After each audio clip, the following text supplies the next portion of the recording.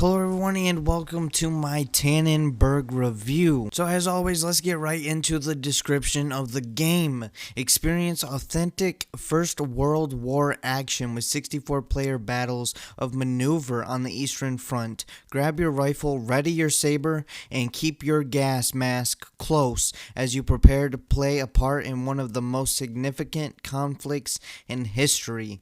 And most of that is true. I would say all of it's true, technically. But the problem with that is usually you're not going to be getting into 64 player battles because usually there's not 64 players on a server and there's no one playing this game. Now, let me explain that a little bit.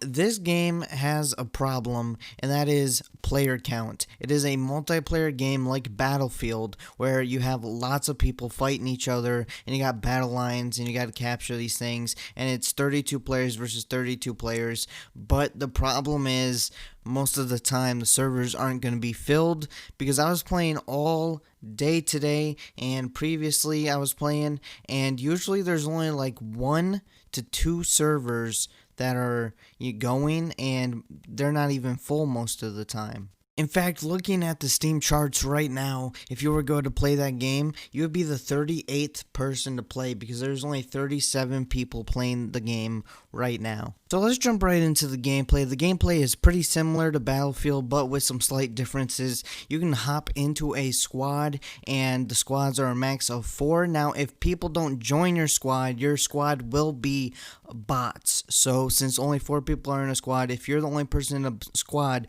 your other squad mates will be 3 bots. Now, there are 4 different classes to choose from in the squad, and no person in the same squad can choose the same class.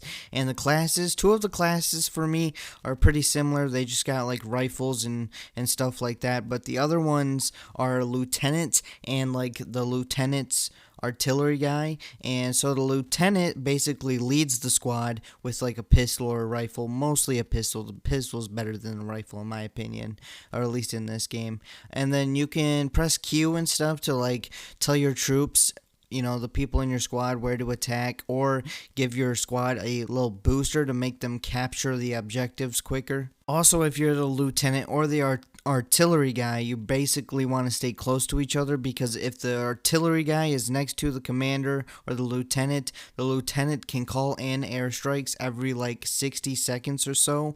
So you're definitely going to want to keep close together if you're one of those 2 classes, so you guys can keep calling in mortar strikes and just blowing a bunch of enemies up. Now, there are like 4 game modes. There is like team deathmatch and other stuff. I didn't play those basic game modes for multiple reasons. The first reason is they seemed boring. The second reason is because no one else was playing them, so I couldn't find a match with anybody in it. So the main game mode that you're going to be playing is Maneuver, and is basically a big map of domination. You got a bunch of different locations that you got to capture, and you got to stop the enemies from capturing the objectives and from getting to your headquarters and capturing your headquarters. If they capture your headquarters, you're done, you lost. But if they capture most of the objectives, you also probably lost. It's basically Battlefield. You got tickets and everything, and you just got to fight for the zones and stuff like that, except for there's no vehicles in this game. So the time to kill in this game is super quick too. So just like 1 shot from your rifle will kill someone,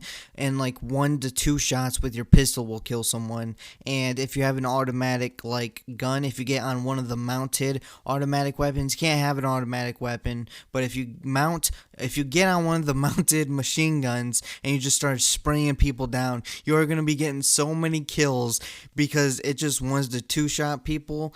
And it is crazy. One time this whole squad, like, I don't know, it must have been multiple squads, just spawned in and like started running up this hill, and I was on the mounted machine gun, and I got like 15 kills just right there. It was crazy. I am going to give a warning though to anyone that, you know, doesn't like this, but if the server is not full of people, like actual people, it will fill the rest of the slots with bots. So you will be having a lot of bots mostly in this game, because there's not that many people. In fact, there's only enough people online right now to almost fill one server. Now, I don't know this for a fact, but I would assume it's a fact since they have it on their Steam webpage, and it's basically part of the advertising for the game is everything in the game is authentic and 100% accurate to the real world. So all the World War One weapons, all the World War One maps,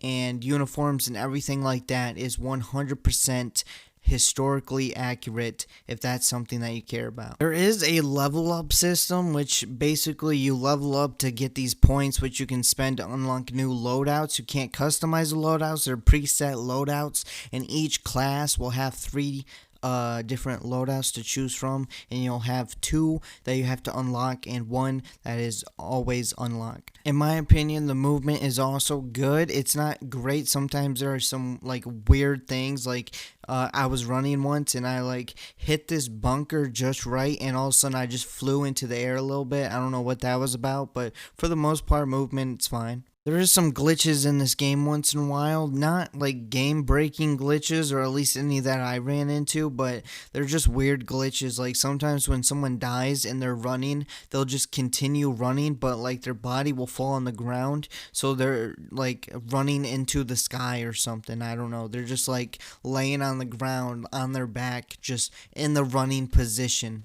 The gunplay / shooting feels pretty good. It always feels good in this game to just shoot someone in the face. Overall, the gameplay just kind of reminds me of Battlefield, just a little less polished, but it's still really fun. Alright, now let's shoot right into the graphics. The graphics, in my opinion, in this game are great. They are fantastic, especially for a smaller indie game, and they do a good job to bring the World War I atmosphere to the game.